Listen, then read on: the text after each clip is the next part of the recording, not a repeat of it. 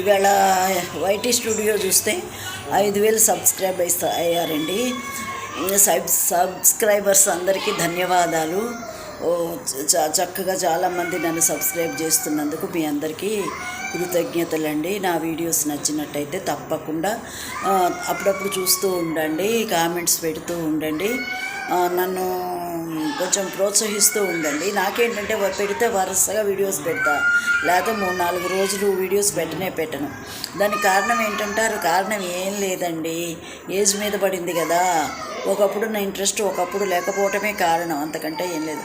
అబ్బా రామకోటి రాసుకుంటూ చక్కగా దేవుడి పుస్తకాలు చదువుకుంటూ ఉండొచ్చు కదా, ఇదంతా నాకు అవసరమా అని అనిపిస్తుంది ఒక్కోసారి. నాకు తెలిసిన విషయాలు నలుగురికి చెప్తే బాగుంటుంది కదా. అంటే ఇట్లాంటి చిన్నవేలేండి, నేనేమేం ప్రజోపయోగమైన పనులేం చేయట్లేదు, అలాంటివి ఏం పెట్టట్లేదు, కానీ ఇలాంటి చిన్నవి పెడితే మంచిగా ఉంటుంది కదా అని ఒక్కొక్కసారి అనిపిస్తుంది.